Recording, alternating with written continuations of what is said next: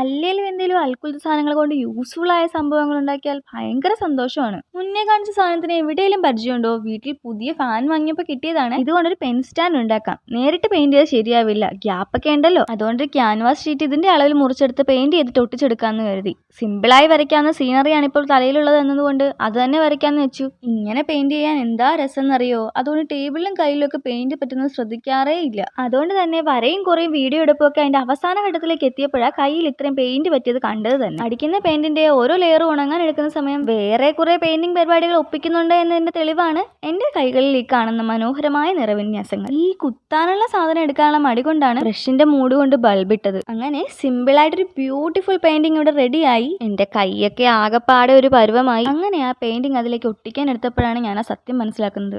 ഇതിന്റെ അടിഭാഗം അടച്ചിട്ടില്ല. ബേസ് ഇല്ലാണ്ട് എന്ത് പെൻ സ്റ്റാൻഡ്? പിന്നെ കട്ടിയുള്ള ഒരു പേപ്പറൊക്കെ എടുത്ത് ബേസ് ഒക്കെ ഒട്ടിച്ചു കൊടുത്തു. ആ പെയിന്റിങ്ങും അതിലേക്ക് ഒട്ടിച്ചു കൊടുത്തു. ഇപ്പൊ സൂപ്പർ ആയില്ലേ? ഇഷ്ടായാൽ ഒട്ടും മടി കാണിക്കാതെ ഒരു ലൈക്ക് തന്നേക്കണേ.